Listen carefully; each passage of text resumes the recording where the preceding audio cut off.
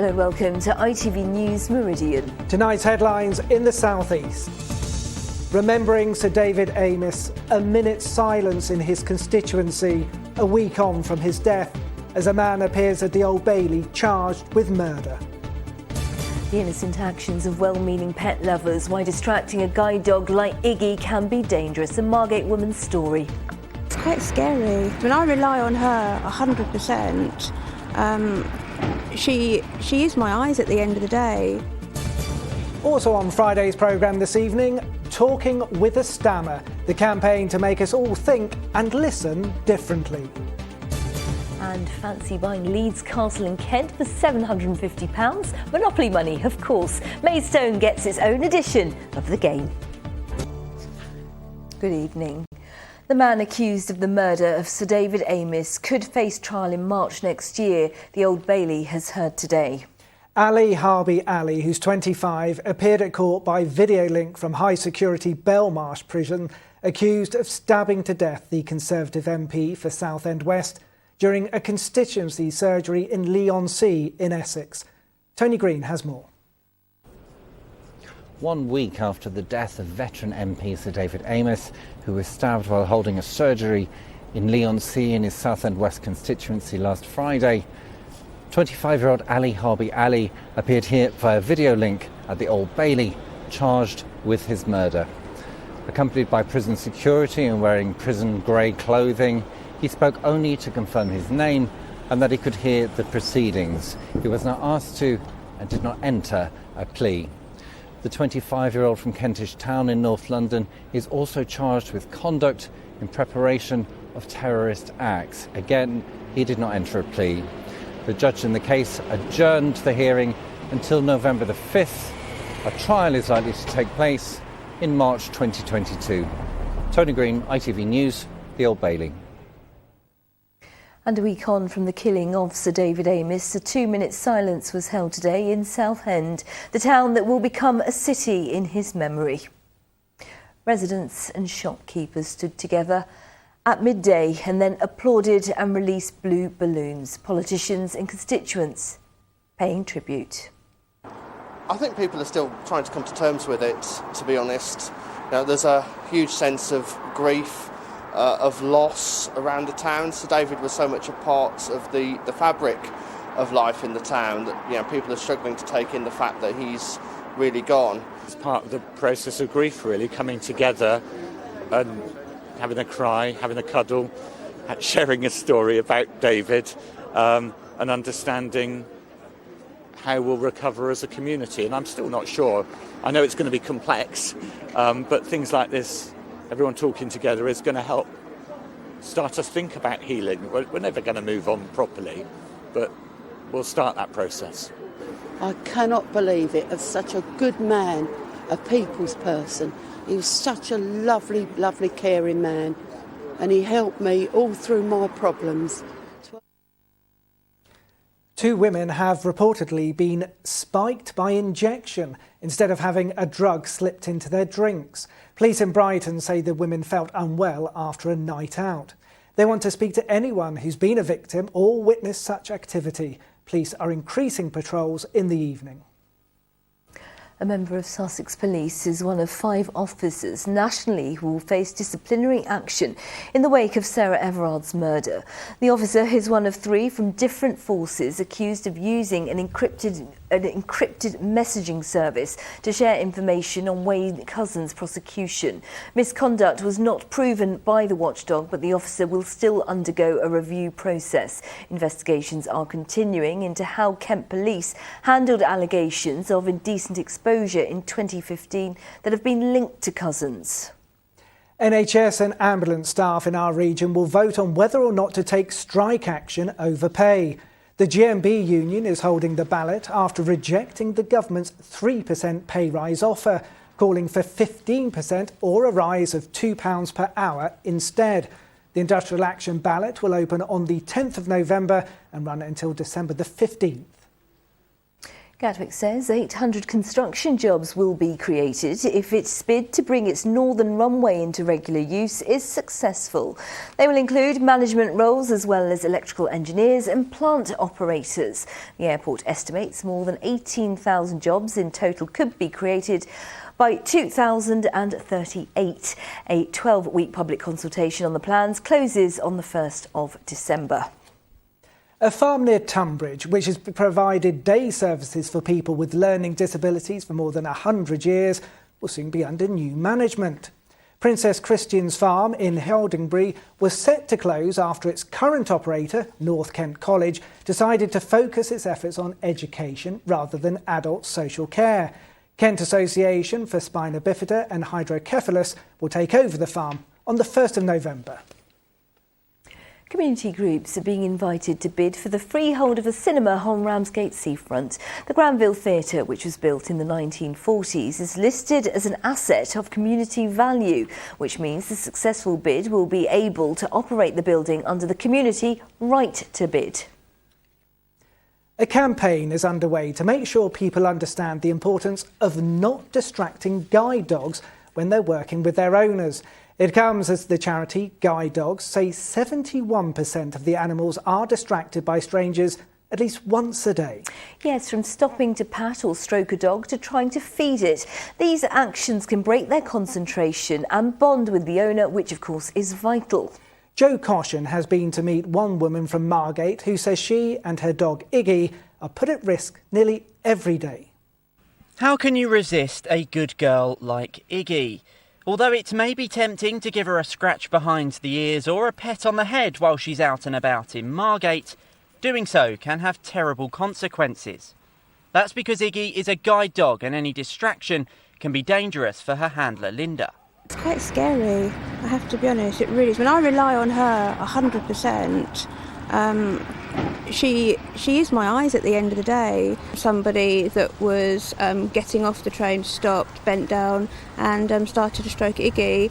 Did actually get quite cross because my guide dog is trying to judge the platform and the gap to get me onto the train safely, and that really scared me. If anything had gone wrong there, I don't think I'd be standing here today talking to you. Linda's warning comes at the start of a national Don't Dive on the Dog campaign by the Guide Dogs charity. They found 7 out of 10 guide dogs are distracted by strangers at least once a day. Almost a third of those surveyed admit they've stopped and distracted a guide dog while it's working, and more than half say they did it because they were impressed by the dog's intelligence, with a similar number of people putting it down to Labradors and Golden Retrievers being particularly cute. Ava, straighten. Ava, forwards. That's okay. Sorry, could you not pet her? Something Dr. Amy Kavanagh has also had to battle firsthand. She captures the distractions on a camera attached to her guide dog, Ava. It actually take a while to kind of get her back into work mode again. In some of the videos, you can see how disruptive it is.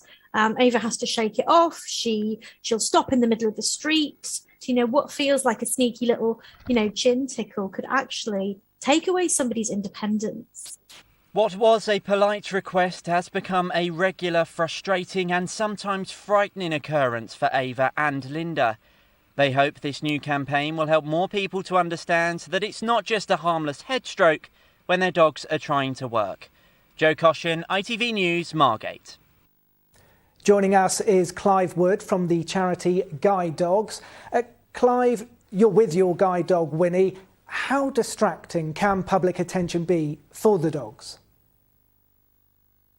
It can be very distracting, and they've been preparing to be a guide dog for 2 years, and including 6 months of very intense training. But the dogs are still dogs at the end of the day, and some distractions can be really worrying for the dogs, or it might mean that they're just very interested. So it can be very distracting for the dogs in all different types of environments. I understand it's not always a temporary problem, though. It can mean the dog has to be retrained. Yes, indeed. If the dog is distracted on a regular basis, and we've seen that 70% of guide dog owners have told us that this happens on a daily basis, We are concerned that if this happens regularly to a particular dog, it might mean that the dog and their partner who they're guiding might need some additional training just to make sure that they're going to be safe and not in any danger. Is any attention a bad thing, or is it particular types of attention that cause problems?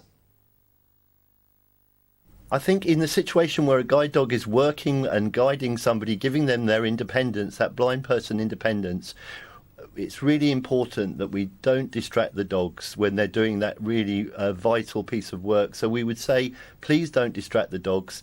We understand that the dogs look lovely and they're doing a fantastic job, and we know that the general public have said that they really admire the work that guide dogs do. But we're just saying, please, can you just admire the dogs from a distance, and please don't distract the dogs. Is it in some ways, though, understandable? As you mentioned, they're friendly, intelligent dogs. People are drawn to them, aren't they? They are drawn to them, and the survey we did in asking the general public, a lot of people were saying that, you know, they really admire the work of the dogs. They do a fantastic job. They give blind people independence and mobility, and we totally understand that.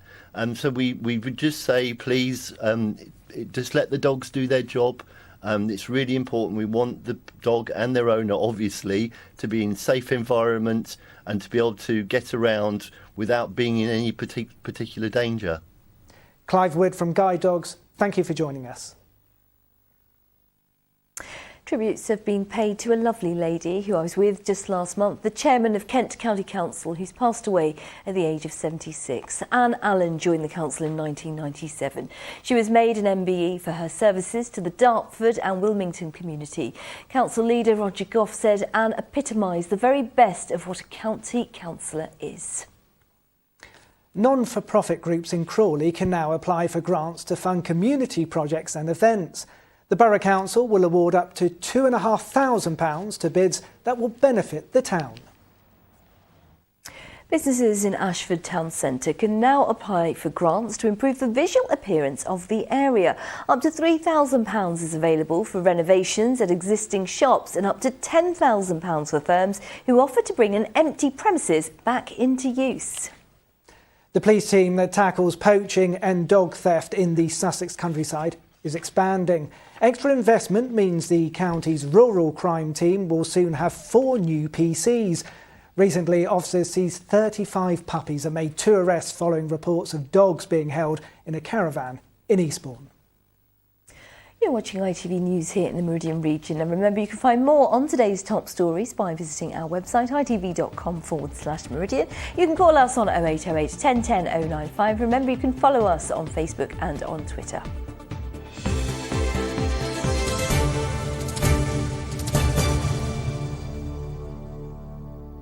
A charity is calling for people who stammer to be heard more frequently on radio and television. They say it would help stammering and disfluency, as it's known, to be more accepted, just like having a different accent.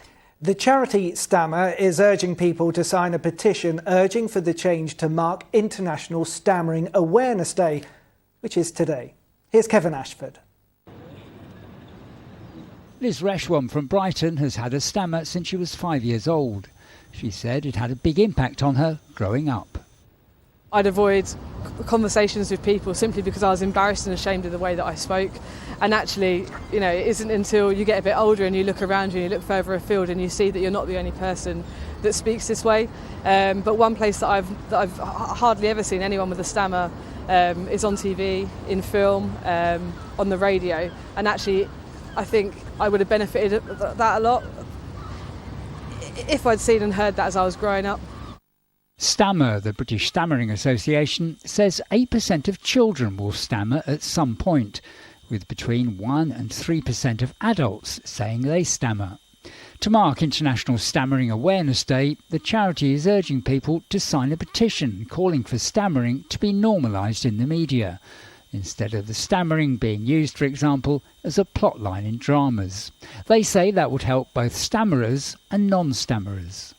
If stammering was more visible, if the media reflected society better, then people who don't stammer would be much more familiar with it when they meet it.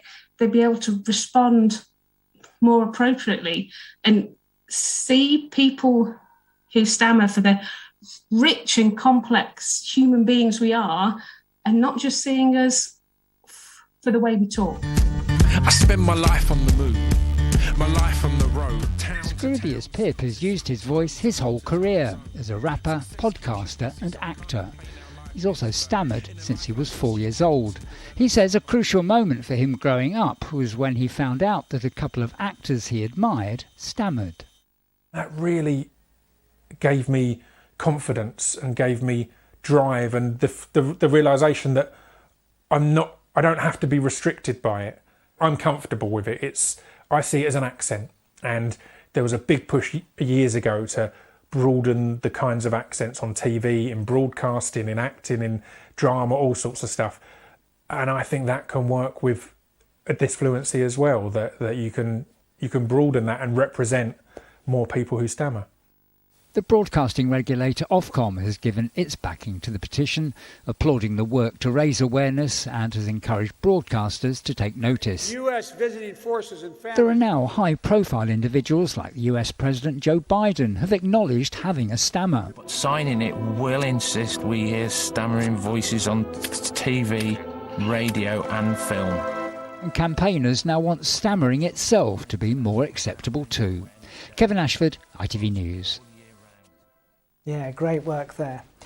The ITV Evening News continues with the national and international news at 6:30. Here's Charlene White. Coming up, Hollywood star Alec Baldwin shoots a woman dead after an accident on the set of his latest film. As the investigation continues into exactly what happened, we'll have the latest from California. Buckingham Palace confirmed the Queen spent a night in hospital, but only after it was revealed by a newspaper. And the 7-year-old helping lead the fight to save the planet from his bedroom. Join us for those stories and more from 6:30. Now, when you next pass Go, you'll have the chance to buy a piece of Maidstone, be it Moat Park or the Archbishop's Palace. Obviously, Andrew is talking about the game Monopoly, with a new edition based on the county town. Over 5,000 suggestions for locations were put forward by members of the public, but which ones have been chosen as the most valuable? Here's James Dunham. The Hazlitt Theatre, Yalding Bridge, the Archbishop's Palace. Mr Monopoly, with his 87 years behind him, has taken a chance on Kent's county town. The board bringing more enthusiasm than when you get the chance to buy a hotel on Mayfair. From when I was a little girl playing with my family, my parents, and the Monopoly board and the little iron bits that go round the board, my dad putting wooden houses on Mayfair. But now we've got our own Maidstone version, and I am the mayor of Maidstone to actually launch it. I am so excited by it. Monopoly is, of course, a classic, but this game brings new elements. So, for example, the property squares are, of course, all different. Instead of Fenchurch Street and Liverpool Street stations, you've got Maidstone East and the miniature railway. Chance and community chess cards are all Maidstone related. And, of course, the creme de la creme of the Maidstone Monopoly board is not Mayfair, it is Leeds Castle. Back in the 1920s and 30s, when Lady Bailey purchased the castle, it was the top place to get an invite for a country retreat for a weekend. So along with royalty and film stars, it was the place to come to relax, dine, have hospitality. And so we're perfectly aligned with Mayfair. For businesses which feature, it's a boost. We are absolutely thrilled to be featured on Maidstone's Monopoly board. This is a real keepsake for us and our family. We've always loved Monopoly, and here we are with our business, which just started last year, featured on the board. We're absolutely thrilled. So, let's roll the dice. I've got 5. I was about to go for the dog there. 1, 2, 3, 4, 5. Over a quick game, Ella, who helped produce the board, tells me 24 other European destinations who also wanted their own unique additions lost out to Maidstone. There was a lot of competition, wasn't there? Yes, there was so much competition, but we really went for Maidstone in the end because it's just got such a great sense of family pride behind it. Everyone I spoke to is just really proud to be from Maidstone, and obviously, as you can see, a lot of landmarks as well, which look great on the board. So it was kind of a no-brainer in the end. You do realise that there's going to be lots of families now squabbling. Yes, once they start we're causing lots of arguments at Christmas now. Yeah, that's how it should be though. We have an argument every Christmas when we play Monopoly. Disagreements aside, there's still one square where no player ever wants to end up. James Dunham, ITV News.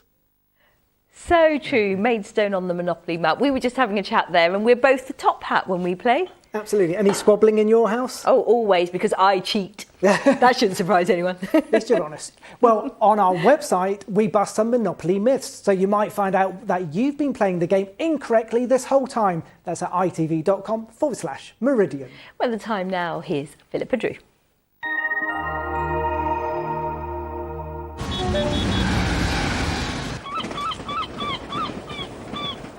Great Western Railway sponsors the ITV Meridian weather. Hello there. Well, it certainly has been a fairly quiet end to the working week. More of the same as we start the weekend. Tomorrow, lots of dry weather around and some decent bright spells to be found. But for Sunday, increasing amounts of cloud and the eventual arrival of some patchy rain at times as well. But out there at the moment, it is very quiet. Any limited daytime showers are now fading. Behind it, dry and fairly clear. And underneath the clearest skies overnight tonight, it will become quite chilly. Temperatures in rural spots close to freezing. And that in turn giving rise to some patchy mist fog and even a bit of ground frost by dawn as well.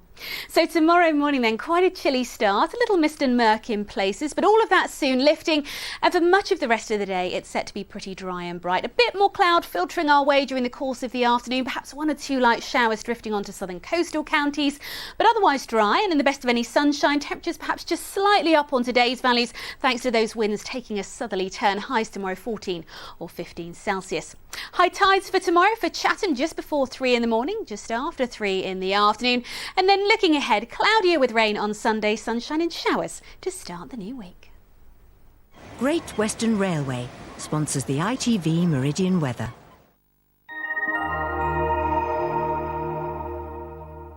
Just time to look ahead to the latest episode of All Around Britain. Ria Hebden's been exploring one of the UK's biggest cities in a slightly different way.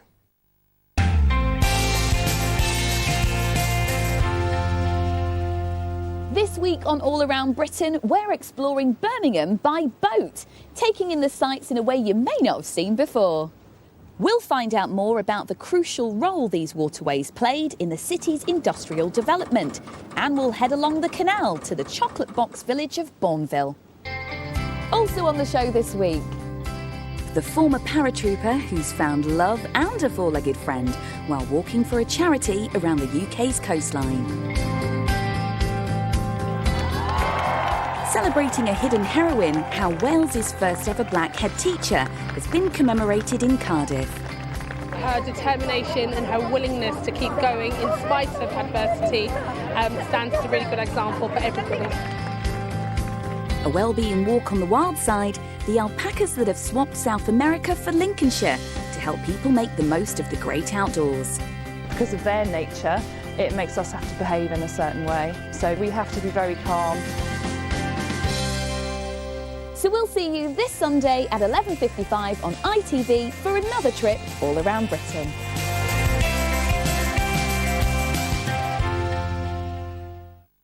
Looking forward to it. Coming up soon, the ITV Evening News with Charlene White. Heather Edwards has your late update just after 10:30. For now, though, from the team here at ITV Meridian, have a happy Friday and a wonderful weekend. See you Monday. Bye-bye. Bye-bye.